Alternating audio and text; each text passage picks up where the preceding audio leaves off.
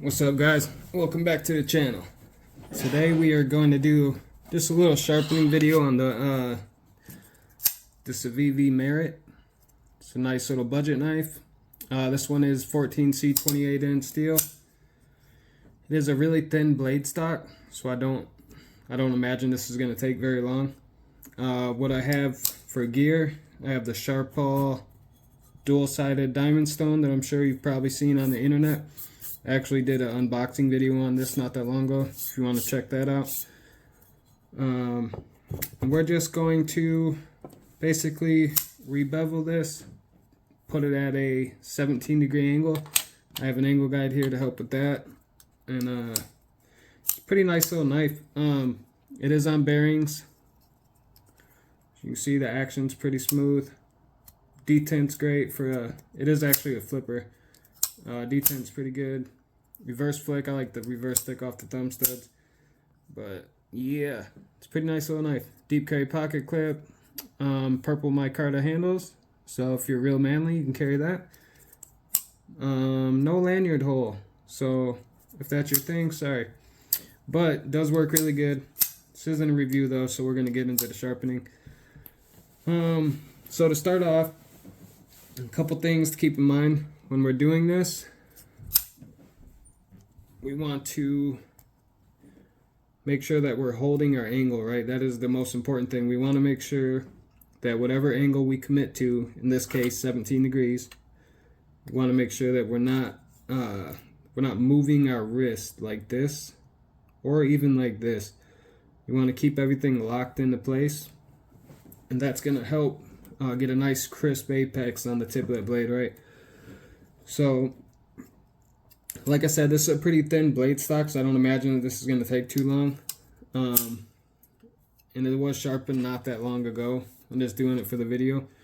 So I would recommend getting some of these off Amazon. You can get a set with all kinds of different angles in there, 20, 18, 19, 17, all the way down to like 13, I think. Maybe even 10, I don't know.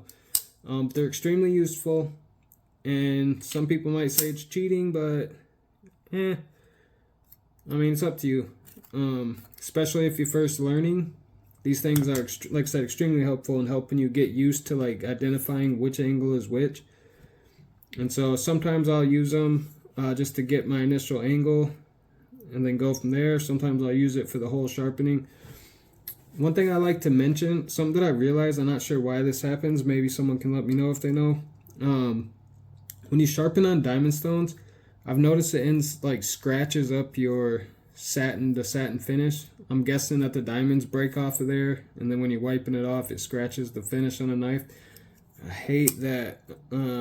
So if you want, in order to stop that, if it's a knife you really care about the aesthetics, then you can put tape over the blade besides the bevel, obviously. You can tape it off, and that'll prevent that from happening. So just something to keep in mind. This is a budget knife, and I'll probably end up using it for everyday carry, so I don't really mind too much if the blade gets scratched up. But it is something to keep in mind if you're not aware of that. So let's get into this. It's going to be kind of difficult for me sitting down. This table sits really high. You want to find somewhere like that's comfortable for you so it's not difficult to hold your angle. This is not a prime spot for me, but I can work it. I'd stand up, but I feel like it would be an awkward angle for the video. So anyway, we'll work through it. So when we do this, this knife, as you notice, has, so the features of a knife that we'll speak of on this video, we got the tip, you got the heel, there's a finger choil right here, plunge grind. Plunge grind is where the grind itself cuts off, and that can cause a smile when you're sharpening. This one we won't have that problem, so that's good. And the belly is where it curves right here. So something to notice on this knife is it's thin right here towards the heel. It gets thicker when you come to the belly, and then it tapers off again at the tip. So keeping that in mind, when we're sharpening, we're going to have to pay a lot of attention to make sure that we get the heel and the tip. And a way to work around that is when you put it on the stone, I'm going to rock it up like this, right? So I'm going to put that heel on there, and then I'm going to rock it into the stroke, I guess. And I want to focus, intentionally focus on that heel. And when I get to the tip, I usually keep my finger on the tip of the blade. When I pull it in, I lift my elbow, keep my wrist locked, and I push into the tip, and when my finger touches the stone, I know I'm good. And so just like this. Again, we want to pay attention to that the heel. Draw in, wrist locked, reset. And that's basically it. It's holding that angle is pretty key. And unfortunately, it's also pretty difficult. And you just want to continue to go like that until you get a burr. So when you're sharpening, the steel pushes over and it'll curl up over to the other side. So in this instance, it'll be on the top, right? And you just feel with your thumb and try to feel like feel like a rough, it's like a rough something grabbing onto your finger, and it's like a little wire, and that's the burr. And when you get that burr all the way from the heel to the tip, then you know that you've gone far enough. You can also look at the scratch pattern. Since this one we're putting a lower angle on it than what it started with, the scratch pattern is going to start up at the top of the bevel, and it's going to go to the apex.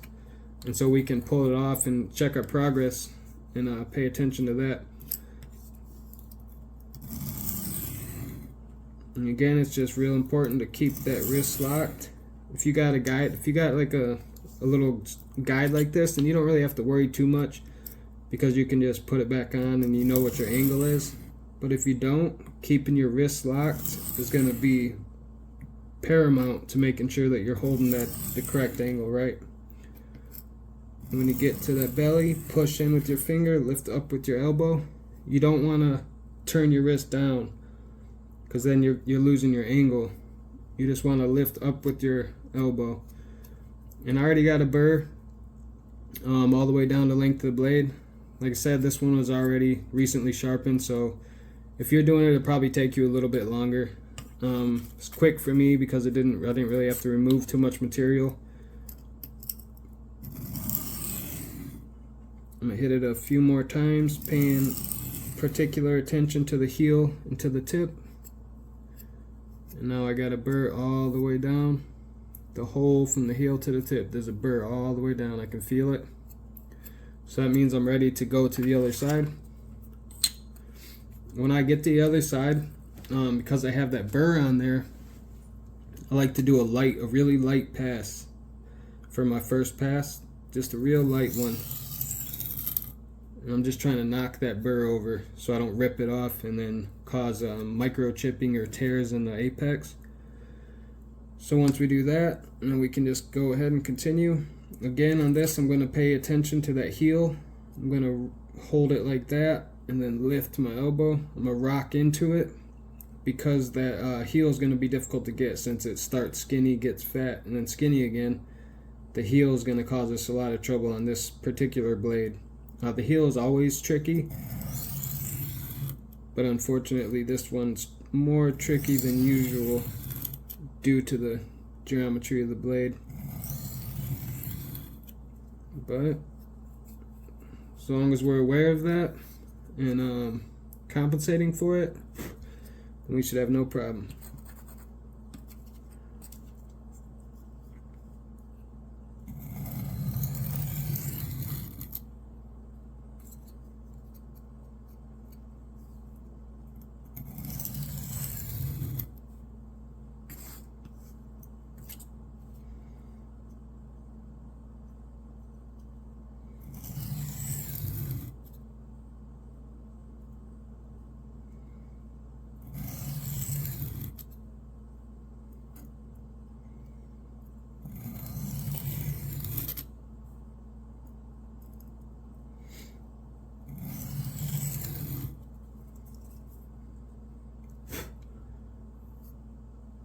So yeah, the heel is really giving me issues on this one, but that's okay.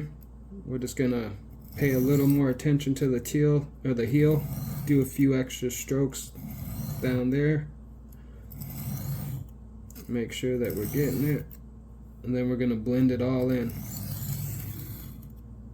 So anytime that you pay extra attention to one of your trouble spots, like the heel or the tip, you just want to make sure that afterwards you're blending it all in.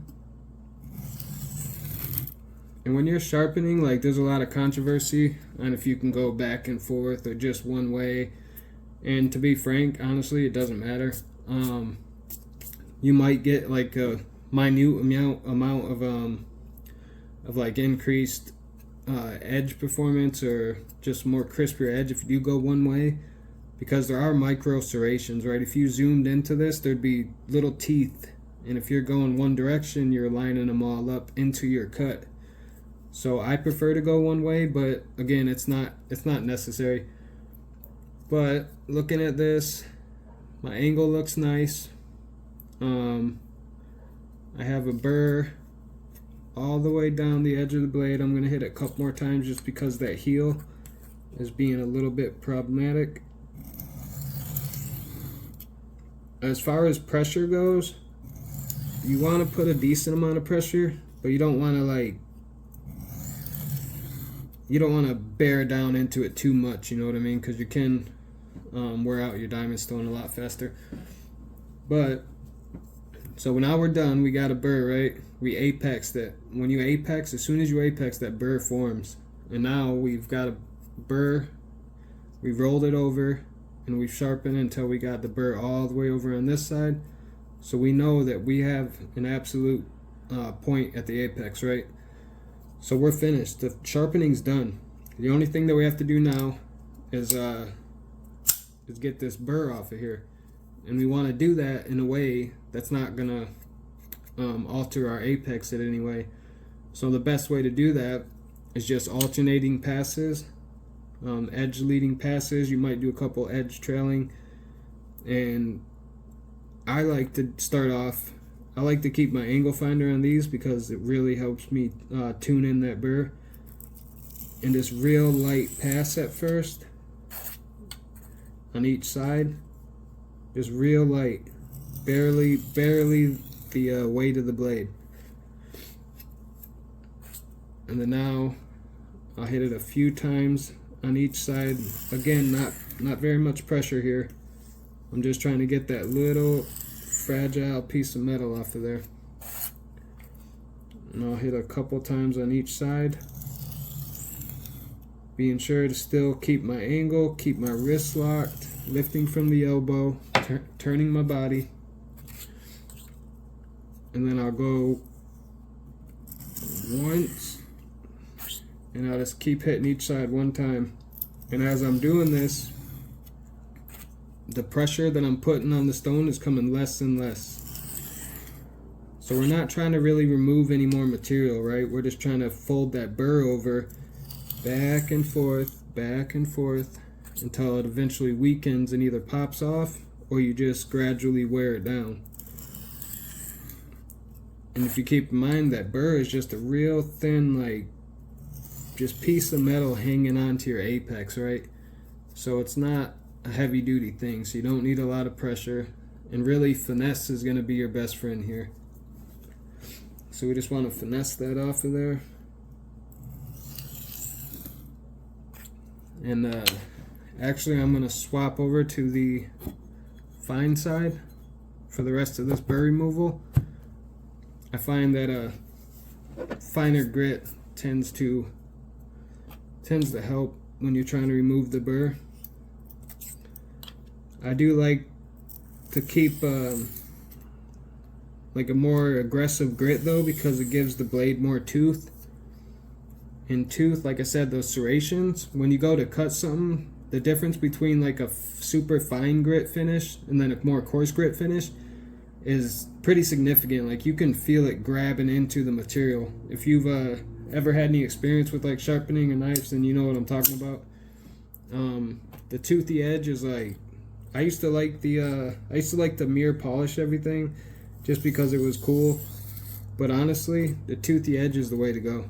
Like it just performs so much better, and the coarser the grit you finish on, the more toothy that your knife is going to be, right? So when I'm doing this fine grit, I'm really just knocking that burr off there. I'm And I'm trying to do it as minimal as possible because I want to keep that toothy edge. And so this real light passes, being sure to hold my angle.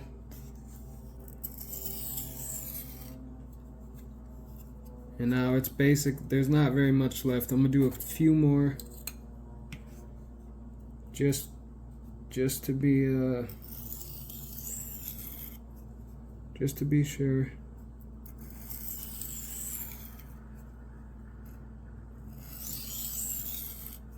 And I would really recommend those angle guides.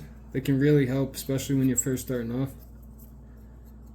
And now that we got most of that off with the stone, we're gonna move over to the strop. A strop is like it's a essential part of knife sharpening. You have to have the strop. It, like, the difference that it makes is it's a crazy. Like, I never knew until I had one of these, and it's you have to have a strop. And when we strop, we're gonna strop with edge trailing passes, and we're gonna hold the same angle. We're gonna start at the tip and just go backwards just like that. And what the strop does is it cleans out those micro serrations. And also, and this is diamond compound on here, by the way. There's a bunch of different kind of compounds you could use. Diamond compound works best by far. And what it does is it helps clean up the rest of that burr that's left over on there. Clean out those teeth, and it pulls off any kind of little metal fragments. The diamonds just wear it down till you have a clean, crisp apex. And makes a huge difference. The strap makes a huge difference. If you're going to be serious about knife sharpening, you definitely need a strap. So we got a pretty good edge here. It's really toothy. It's got a lot of bite. And it's definitely shaving sharp. Give me a second, I'll grab a piece of paper. Okay.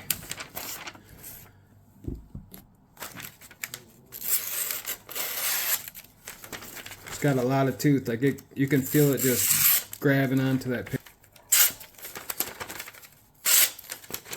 Yep, it's that easy. 17-degree angle is a pretty good angle for most steels. 14C28N is a pretty tough steel, so it's good. It's good with thin geometries like that. It's not as liable to like deform during cutting tasks.